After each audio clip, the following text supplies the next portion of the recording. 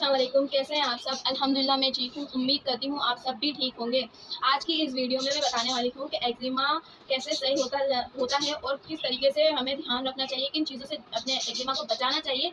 क्योंकि मुझे ये एक्जिमा है और एक्जिमा जो है हाथों का होता है, पाँव का होता है, सर का होता है, बहुत सी जगह बॉडी के ऐसे बहुत से पार्ट्स हैं जहाँ एक्जिमा हो जाता है। और जिनको एक्जिमा होता है ना, वो उसी जगह ही रहता है।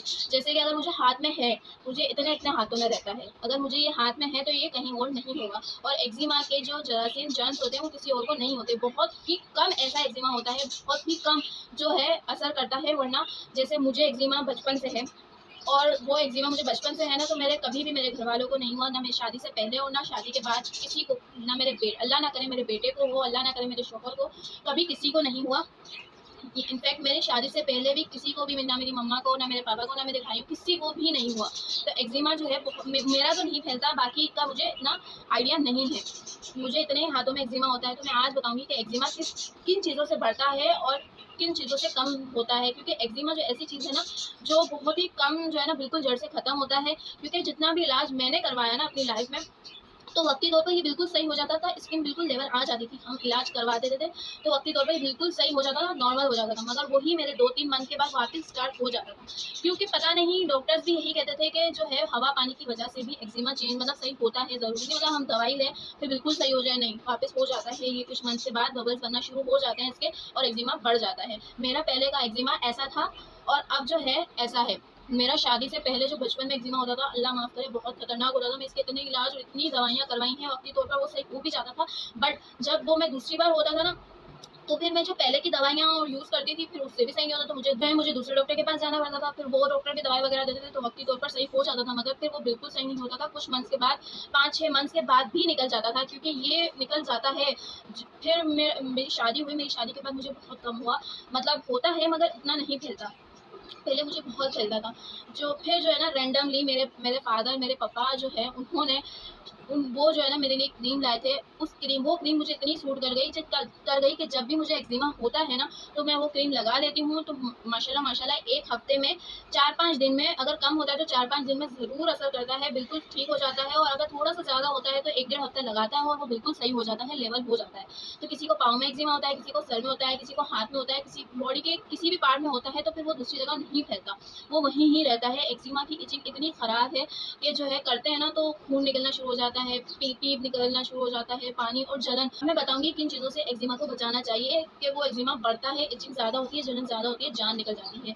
एक सर्फ, सोडा, और फिर जो है टमाटर हो गए, प्याज हो गई, लहसुन, अदरक, ऐसी सारी चीज़ें जो, लेमन, ऐसी सारी चीज़ें जो होती हैं ना, उनसे एक्जिमा बढ़ता है और उनसे जलन ज़्यादा होती है। इसीलिए जो है इन चीज़ों से एहतियात करनी चाहिए ताकि एक्जिमा बढ़े ना। एक्जिमा के अंदर ना हमें खारिश भी होती है, जैसे इचिंग हो रही होती है कि यार हम खारिश जो है ना इसकी करते ही रहें। तो आप ये ध्यान रखिएगा कि ज़्यादा खारिश मत करना। भले आपको हो रहा है तो आप लोशन लगा लें, आप अपने हाथ को गीला रखें, आप एलोवेरा जेल लगा लें, लोशन लगा लें, कुछ भी ऐसी चीज़ लगा लें जिससे आपको जलन ना मचे। आपके हाथ वैसलीन लगा लें, आपका हाथ सॉफ्ट हो जाए और उसी टाइम खारिश आपकी रुक जाए। क्योंकि ये जब हाथ जब सूखे ड्राई हो जाते हैं ना, इस वजह से भी इचिंग होती है, इस वजह से भी खारिश होती है। इसीलिए आप ध्यान रखें कि अपना हाथ ड्राई ना रखें। आप लोशन, एलोवेरा जेल या वैसलीन वगैरह जैसी चीज़ें लगाकर अपने हाथ को बिल्कुल सॉफ्ट और बिल्कुल गीला रखें ताकि आपकी एक्जिमा बढ़े ना। इस वजह से भी एक्जिमा बढ़ जाती है कि आप अपने हाथ को बिल्कुल ड्राई रखते हैं। छोटे छोटे बबल्स बनते हैं मुझे, और फिर वो जब फूटते हैं ना, तो वो एलर्जी बढ़ जाती है और वो फिर एक्जिमा जो है ना बढ़ता जाता है, इसमें जलन होना शुरू हो जाती है। अगर मुझे ये सारी चीज़ें लगती हैं ना जो मैंने बताई हैं आपको, सर्फ, सोडा और टमाटर वगैरह, जो सारी चीज़ें मैंने आपको बताई हैं, वो अगर मुझे लग जाता है ना उसके थोड़ा सा भी कुछ, तो मुझे इतनी जलन होती है, जो है ना जान निकल जाती है कि मुझे कुछ हो रहा है, बस मैं जल्दी से धो लूँ और ये जलन खत्म हो जाए। इतनी खतरनाक जलन होती है। तो इसलिए इन सब चीज़ों से बचें ताकि आपकी एक्जिमा ना बढ़े। फिर वो अगर सब कुछ लग जाता है तो एक्जिमा बढ़ना शुरू हो जाती है और बढ़ना शुरू हो जाती है, उससे जरासीम और फैलना शुरू हो जाते हैं कि या इर्द गिर्द और निकल जाती है। तो इसलिए इन सारी चीज़ों से बचें। आपको अगर काम करना है, हाथ में है तो आप ग्लव्स पहन के, हाथ में जो है ना ग्लव्स पहन के काम करें तो ये ज़्यादा बेनिफिट है। क्योंकि मैं भी अगर कुछ ऐसा काम करती हूँ तो ग्लव्स वगैरह पहन लेती हूँ ताकि मुझे जो है एक्जिमा पड़े ना। क्योंकि मैंने इसका बहुत इलाज करवाया, इतना फ़र्क नहीं पड़ता। रैंडमली मेरे पापा जो है एक क्रीम लाए थे, वो मैं आपको बताती हूँ। अगर मुझे उससे फ़र्क पड़ जाता है जब भी होता है, अगर आपको एक्जिमा है तो आप भी वो लगाएं ताकि आपको भी इससे फ़र्क पड़े और आप भी उससे फ़ायदा उठा सकें। तो इसका नाम है क्लोबिडन। और फ्लोबिडर्म जो है ना 2-3 तरह की क्रीम आती हैं, एक लाइट ब्लू होती है, एक डार्क ब्लू, एक पर्पल। तो ये जो है ना, ये जो ब्लू डार्क ब्लू है, पर्पल शेड की तरह जैसा है, ये वाला लीजिएगा। ये इसी से ही मुझे सही होता है। अभी तो ये फिलहाल ख़त्म हो गई है, थोड़ी सी पड़ी है, इसी से ही मुझे सही होता है। तो आप भी ये यूज़ करें और खासकर अपना तौलिया अलग ही रखें ताकि किसी को जो है इसके जर्म्स ना लगे। ठीक है, इसी के साथ आज की वीडियो ख़त्म करते हैं। अल्लाह हाफिज़, बाय बाय, टेक केयर, अपना ध्यान रखिएगा और अपने प्यारों का भी ध्यान रखिएगा। अल्लाह हाफिज़, लाइक शेयर सब्सक्राइब करना ना भूलिए।